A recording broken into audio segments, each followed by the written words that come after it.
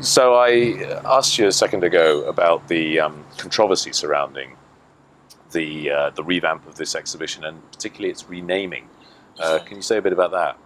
Yeah, so previously, when the Old Ford Factory opened and the museum in it in the early 2000s, it was called Memories at Old Ford Factory.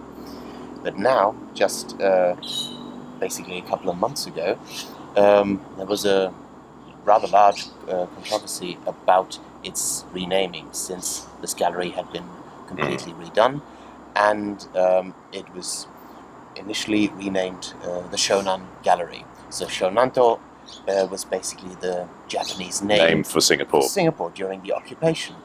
So, like in other places in colonized territory during the war and even before, certain places the Japanese renamed. Yes. And tried to suppress local naming and language and so on. And some people in Singapore felt that this was completely out of order.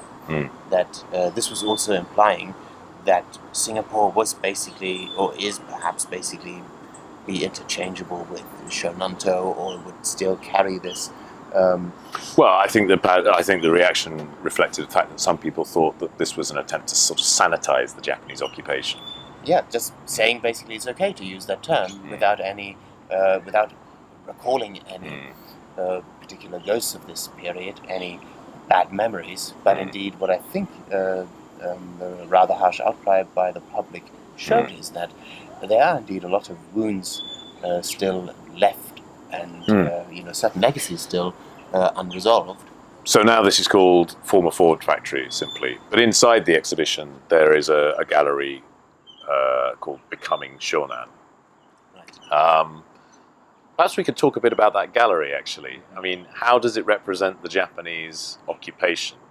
One aspect of that relates to the exhibitionary techniques, and you were referring, I think, a minute ago to the use of oral testimony, but also interesting feature of the exhibition is the use of role play. So at several points, visitors are invited to imagine themselves in the role of some character or other, ethnic Indian young man, Chinese schoolgirl, That's right. something else.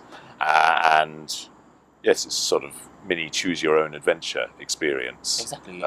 In the occupation. Precisely, this little interactive display was called Choices. And I found this particularly intriguing because when I was looking into the documents of how the museum at the Old Ford Factory came about in the early 2000s, I discovered that a similar exhibit had been suggested by the team that was putting together the exhibition then. And they also had envisaged, trying to address these very difficult questions, very important questions, to understand why certain people during the occupation acted a certain way, that not everything was black and white. And this was completely dismissed in the early 2000s and didn't make it into the original exhibit. Any idea why? Well, I would probably say that it was found to be too controversial and a bit too antagonizing, perhaps. Did you actually follow any of these little adventures? Oh, I did. I tried out, the different choices of the schoolgirl, and I think the Yes, I didn't do the schoolgirl. What happens to her? Well, depending on what you choose. Yeah, exactly. So she faces a number of everyday situations.